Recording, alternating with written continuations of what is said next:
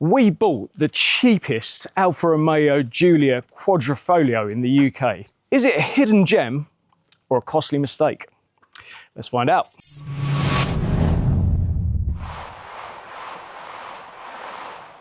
The Giulia Quadrifoglio looks so quintessentially Italian, doesn't it? Everything about it feels dramatic. The curves, the stance, the carbon bonnet, even standing still, it looks like it wants to go fast. And then there's the 4-leaf clover badge, which tells you that this isn't just some upper management transportation. There's something quite special about these QV cars. When I first heard the name Quadrifoglio, I naturally assumed it was a type of cheese pizza that you get in an Italian restaurant, but it turns out it's actually something quite a bit tastier. The 4-leaf clover is the symbol that Alfa Romeo have put on their race cars from way back when to wish their drivers luck, and eventually it spilled over to their fast road cars. So to have it on the side of this suggests it might be something a bit special. Prices for the Quadrifoglio seem to be all over the place as far as I can tell. The most expensive I could find on Auto Trader was £92,000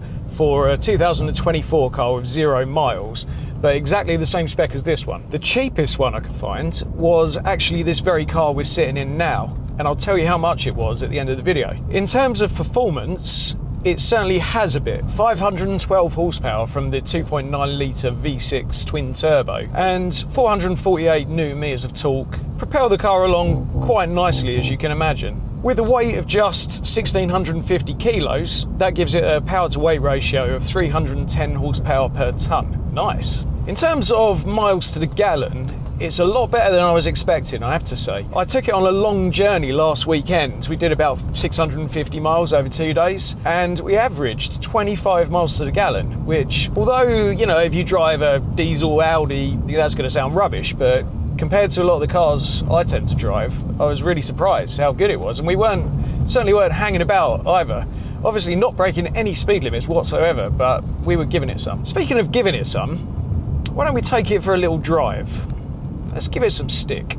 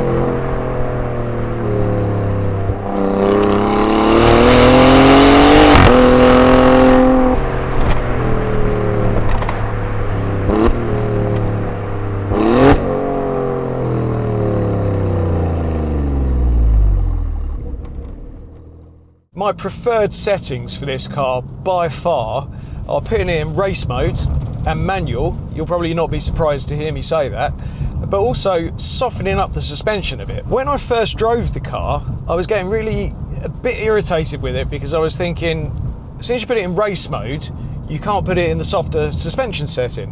However, someone with more intelligence than me pointed out actually you can. It just doesn't tell you on the dash. So I'll show you what I mean. So when you put it into race mode like this, in the middle of the dial or the switch, there's a sort of red damper light that comes on. Now if you press that once, it says medium, which means you're in medium suspension mode. You press it again, it turns it back to stiff, but it doesn't tell you that it turns it back to stiff. You definitely feel it, but I think the issue was it's kind of you're doing it instinctively by feel when you're changing it, and I wasn't actually looking at the switch, so it took a passenger to kind of point out, no, you can change it. So well done Alfa for that, because I much prefer it in the medium setting. I mean, it's miles better in the medium setting than in the stiff. And then you get to have the fun of the, you know, better throttle response, louder exhaust. I think the power's probably the same, but everything's just tightened up while not getting shaken to death. The Quadrifoglio also has fly-by-wire brakes, which sounds a little bit disconcerting, but I'm sure they know what they're doing. Do I like them? I haven't taken this car on track yet. I've got a funny feeling on track they'll be mega, but the feeling I get on the road is that there's a very slight delay when you brake, and I think the reason for that is because the car is intelligently priming the brakes. You know how when you brake, you don't just smash the pedal. Well, not if you're a bad driver, you might do that, but a good driver wouldn't just smash the brake pedal and let the car do the work. You kind of come onto the brakes a little bit softly at first, load the weight of the car over the front tyres, and then increase the braking pressure. Well, the car's doing that for you, which is a bit weird when you do it yourself, because in the first sort of few microseconds when you brake, it's like there's no braking happening here. It's not dangerous, but I'm not massively keen on the feeling on the road. As I say, I suspect on the track it might be quite good, and hopefully, fingers crossed, might be taking this car down to the Nürburgring, so stay tuned for that. There are a couple of things I really don't like about this car, primary of which is the lane departure warning, which you don't seem to be able to turn off. I've had admittedly a Porsche engineer, but a smart engineer anyway, have a look at the car, and I said, can you just turn this bloody thing off? It's really irritating. And it doesn't seem like there's actually a way of doing it. So the problem with it is, unless you're indicating, it sort of makes this noise like an old Nokia phone on silent when it goes just on cue. And I can assure you I was not drifting towards any lines there. So it does this all the time. You probably get it every 5 minutes when you're driving the car. And as I say, you can't turn it off. It seems like a really weird thing to put in a car like this, which is so much a driver's car. And people that are going to drive this car are potentially going to be people like myself who sort of instinctively take the racing line. It's not that we're trying to go fast or anything. It's just that it's so kind of innate to the way we drive. There it goes again. And yeah, it's just irritating and pointless. The other thing that I didn't like, it's a small thing, but when I picked the car up, if your phone is not already paired to the car with Bluetooth, it won't let you do it unless you're completely stationary. Even if you're doing 1 mile an hour, it won't let you pair the phone, so you have to stop. Which for me is a little bit too much Benito Mussolini. But you'll be pleased to hear that those two things are really the only remnants of communism in this car. Another small inconvenience more than an irritation is that the wing mirror is positioned in such a place, and I think it's quite a big one as well, where it kind of blocks my view when I'm pulling up to a junction. I kind of have to move my head around like this to be able to see if there's any cars coming. Now, admittedly, as I've mentioned several times, I'm a short ass. I'm sitting quite close to the steering wheel. It probably wouldn't be quite as bad if you were 6 foot tall and sitting further back. But for short drivers in particular, it is a little bit ill thought out maybe. The car doesn't quite have the immediate torque delivery of for example, a C63 S Mercedes. I had one of those for a while, about 6 months ago, and I always say it was the best car I've ever driven, best road car I've ever driven. This is not quite as satisfying. I'd love to have that kind of instantaneous torque that you get with a C63 S. But having said that, this is much safer, and if your missus or your mum were driving this car, you'd much prefer them to have this one. It's got bags of power at the top end, but it doesn't kind of deliver the torque all in one go like the C63S did. Admittedly, that car was tuned as well by EST Performance, so it was kind of very savage. But I think in general, a C63 or a C63S does have kind of more instantaneous smiles, whereas this one, kind of, you need to wind it up a little bit, and then it's got all of its punch at the top end, which is still a lot of fun, I have to say. When the car's stationary and you blip the throttle, there's no sort of major drama. There's no babies crying, you're not setting any car alarms off. Unlike with a C63 where you get a firestorm of machine guns, it's pretty sedate. But once you actually get the car rolling and then put your foot down, all hell breaks loose. Let me demonstrate.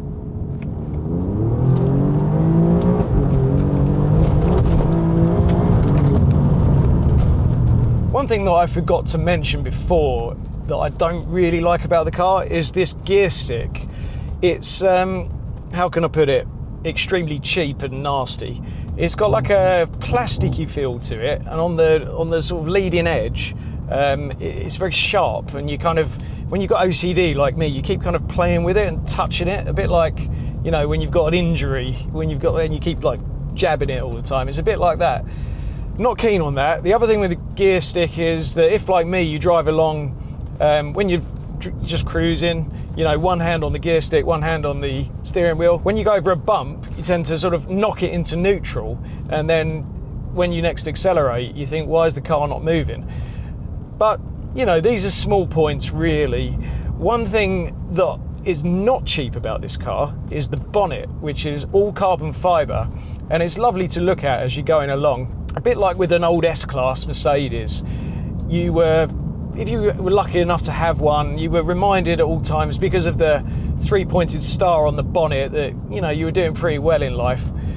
With the Alfa, you're reminded that you're driving something a little bit special every time you look at this carbon bonnet. You can see the carbon fibre weave underneath where it's unpainted, and it sort of reminds you that you're in something a bit special and very fast. But whatever you do, don't ding the bonnet, because a new one will set you back £5,000. Another thing I really like about this car is the electric power steering. The purists amongst you may be shocked to hear me say that, and I have to say, I don't normally like cars with electric power steering, but in this it just works. It's so well sorted. And the other thing is, the car's got a really fast steering rack. So normally when you have a fast steering rack on a road car, you find yourself constantly making micro corrections as you drive along, particularly on the motorway, and it gets kind of irritating. As I said, I drove this car up north the other day and did sort of 600 miles on the motorway, and it's beautiful. It goes completely in a straight line, straight as a die, and it all just works really well. I was surprised because I had a Alfa Romeo Mito that I tested last year, and it was a reasonably nice little car. It was okay, but the driving experience was absolutely killed by the electric power steering. So thank God they got it right on this one. So for the Adam Drive score out of 10, we're going to rate it on the normal 4 things: fun, comfort, handling, and how it makes you feel. So for fun, it's a very fun car. As I say, the torque kind of kicks in a little bit later in the rev range. So for me, a C63S is a little bit more fun, but it is a very fun car. It handles beautifully. We'll get onto that in a second. And everything about the car is just nice. It's a beautiful car. It's fun to drive. So yeah, I'd say for fun, it's got to be an 8 out of 10. In terms of comfort, it's surprisingly comfortable. This particular car, I've not mentioned this before, but someone lowered it, obviously before I bought it, and which I think is a bit of a bad move. I don't think it needs to be lowered at all, unless you're taking it on circuit potentially. So it's stiffened everything up a little bit, but in general, the seats are very comfortable, particularly for short journeys. I find that the bottom part of the seat's a little too hard for my liking, but the seat holds you well, it hugs you, it just feels very comfortable. You know, I'm going to give it, looking past the fact that this one's lowered, which is a stupid thing to do in my opinion, I'm going to say it's an 8.5 out of 10 for comfort. On to handling, I would say this is probably the most capable 4-door saloon I've ever driven. It really is. It's got loads of grip. The brakes are incredible. You feel part of the car at all times. I mentioned about the steering, even though it's electric power steering, you feel everything. And it's just really well balanced. The only sort of thing I would personally prefer if it had a little bit more locking in the diff, but yeah, I mean, it handles superbly. Very hard to fault. I'd say 9.5 out of 10. But the most important question of how it makes you feel, everything from the looks of the car to the fact that you can see the carbon fibre bonnet as you drive along, to the driving position, to the noise it makes when you wind it up. It's just a fantastic car. It puts a smile on your face every time you drive it. Is the smile as big as the one I had when I was driving the C63 S? Probably not quite, because I'm a hooligan, shall we say, but the car is a special car. It is a special car, and it makes you feel special. So on that basis, I have to give it a 9.5 out of 10, bringing the total to...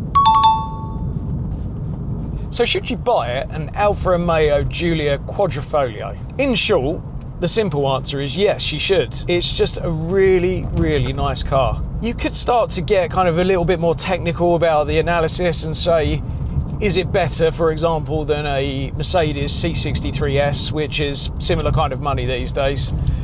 Is it better? No. Is it as good as a C63 S as a driver's car? Probably not quite. But is it as nice as a C63 S? That's another question. I would have to say it's probably a bit nicer. So we paid £19,300 for this car, which I think you could probably agree is the bargain of the century. If you'd like to see more videos like this, I'd like to make them for you. Make sure you subscribe, and if you wouldn't mind dropping a like on the video as well, it'd be much appreciated. There's that lowered suspension I was talking about. Anyway, I'm not off to the pub today. I'm gonna have a day off, but I will see you next time.